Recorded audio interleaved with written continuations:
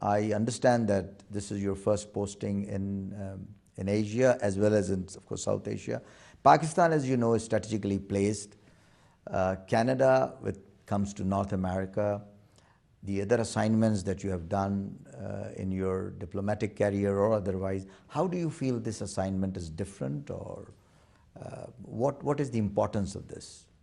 Well, firstly, thank you very much for your interest in Canada, and it's a pleasure to meet you and have the opportunity to exchange views with you. As you mentioned, I am new to Asia and to South Asia.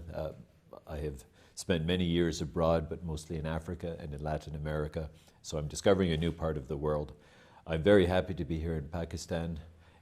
Sometimes I say I have an easy job because I'm so well received by Pakistanis. Canada has a very good image in Pakistan, and we have a partnership, our two countries, that dates back to the earliest years since independence. It includes development assistance programming, it includes trade and investment relations, political ties, and in the area of education, there's growing activity. The recent statistics that I was looking at for the Canadian Bureau of International Education's conference in Halifax, I think in December 2016, it revealed that almost 400,000 international students are now in Canada, which speaks about the strengths. However, only 1% of them are from Pakistan. It's stagnant or reducing. What would your comments on that, if you? Well, the first thing I would say is overall there's been a great increase in the number of foreign students in Canada. Personally, I studied in university in the early 1980s, and I remember at that time that meeting a foreign student in one of the classes was an exotic experience. They were very few and far between, maybe one in a class of 40 or 50 students. Whereas today, I've recently visited some university campuses in Canada, and you see very large numbers of international students from Pakistan and many other countries. In saying that our number of foreign students is up, I think it's over 400,000 now. Something like 4,200 Pakistani students, which, as you point out, maybe it's just 1% of the total, but we are in fact seeing that number grow. Pakistan is now our 13th largest source of foreign students, and I believe as we look to the years ahead that we will see Pakistan move up from 13th position to 10th and maybe 7th or 6th. Given the size of Pakistan, the size of the population, and the fact that there are growing numbers of Pakistanis who are looking for opportunities to study abroad. While the numbers are still fairly modest, I see momentum and potential there to increase the number of Pakistani students. My sense is that among the community of Canadian educational institutions, universities and others, technical colleges and so forth, my sense is that there is growing interest in Pakistan. The population, we now know based on the census that there are 208 million Pakistanis. Well, the census was taken a year ago, so now there are 210 or 211 million. So it's a large population and a growing economy. So more and more people with the means and the interest of sending their children abroad. And as I said at the outset, I find here in Pakistan that, and I'm happy to say this, I think Canada is viewed very positively, and therefore I expect to see growing numbers of Pakistani students considering Canada as a destination for study. Some of the reasons why I think our country is attractive, first of course is the quality of the education. We have many world-class universities, we have a great diversity of programs. But also we have a country that is known for its multiculturalism. When you visit Canada, and I know you've had the opportunity to travel there, especially in our cities, you meet people from all over the world, not just students, but many immigrants from different parts of the world, and Canadians get along very well. We see our diversity as a strength, different languages, different religions, and so forth. And so a foreign student, whether from Pakistan or Brazil or China or anywhere else, can arrive in Canada and feel very much at home. We also have a safe country. Our crime rate is low. Our country is bilingual, so it's an opportunity. Pakistanis who travel abroad normally know English already, but they can learn French as well if they choose to study in a French-speaking part of the country. and the cost of education is competitive with other countries. So I think there's a whole range of reasons that make Canada an interesting option for Pakistani students, and that's why I'm so optimistic that the numbers will continue to grow. Excellency, since you mentioned about the education expos, and I had the opportunity of working very closely with the Canadian institutions. In the last couple of years, when we write to, and I have been, I'm thankful to your Trade Commission in Pakistan, who has greatly supported us. We as a young media group organized an international expo in 4 cities, which concluded last Friday. And we had over 4,000 students visiting us during this expo, which was, an international expo that was dedicated to higher education and research and all that.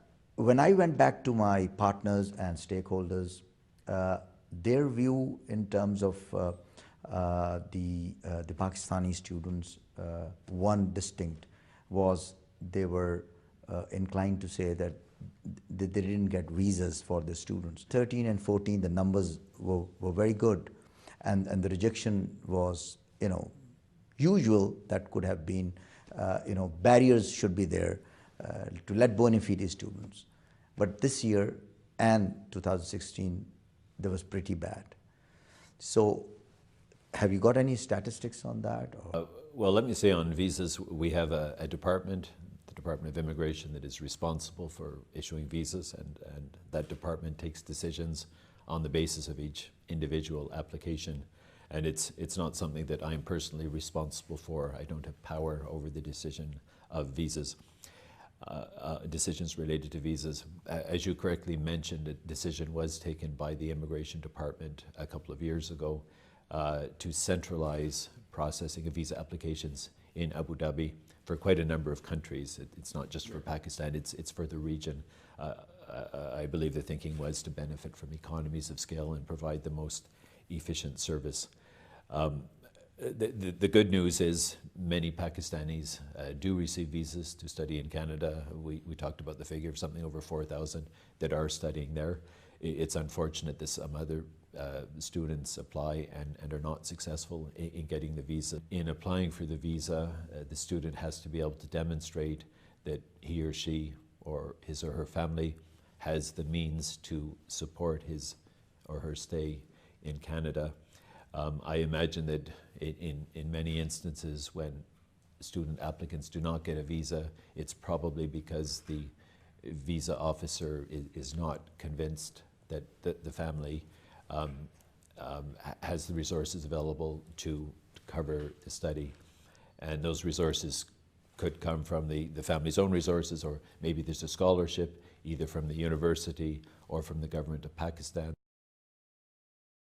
We don't see that much, collaboration or such visits in terms of institutional linkages, twinning arrangements, or what we define as transnational education or cross-border education. Yes.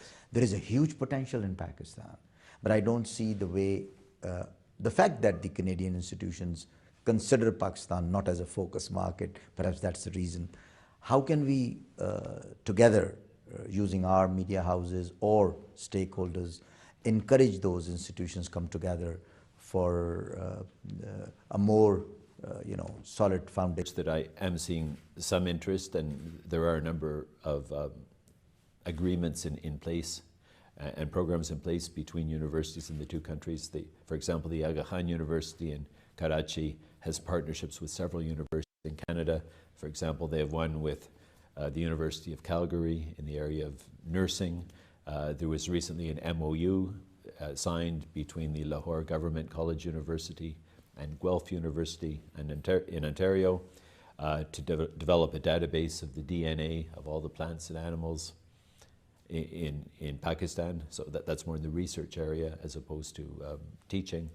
But these are a couple of examples, and there are quite a few others. So the activity is starting there, but I think you're right that we're only scratching the surface. There's a potential to be doing a lot more, and it's our job collectively, everyone who's committed to this cause, including myself, to get the word out to our institutions in Canada and in Pakistan, to encourage them to look at opportunities in the years ahead. Do you think that because Canada, Excellency, does not have a federal education ministry, and it's more like the pan-Canadian issues in terms of getting the stakeholders on board, because most of it is down to the provinces. They would like to do things on their own. How we can look at such collaborations coming in, finding ways and means.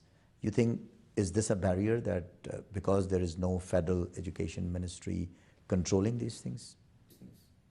Well, I see you're very well informed about Canada.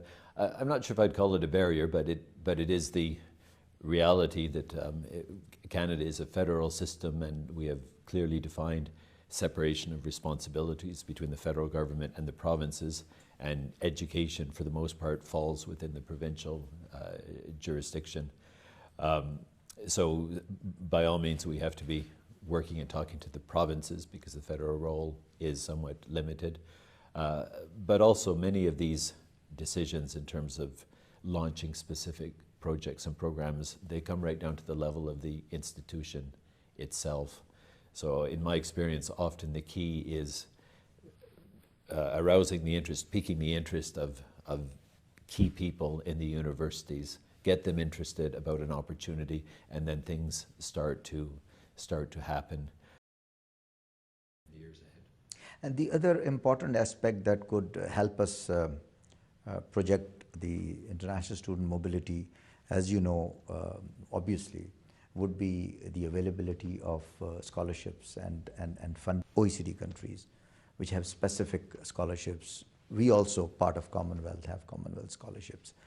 But there are dedicated scholarships to Pakistan by other countries. We don't see as much as from Canada.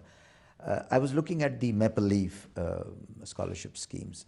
Would it be possible to look at sort of redesigning Maple Leaf or giving it a new shape where we can incorporate Pakistan in terms of some dedicated scholarship?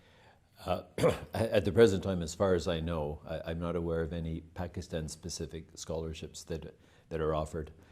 The High Commission itself does not have any scholarships. The Government of Canada has a few scholarship programs that are universal. They're open to foreign students from around the world. And many of our universities have their scholarship programs, which for the most part tend to be open to everyone. And as an example, the University of Toronto, which is a highly respected Canadian university, I think they offer 37 scholarships a year to foreign students, and last year 3 Pakistanis secured those, 3 out of 37, so almost 10%. But the numbers are fairly small. It would be nice to see greater numbers.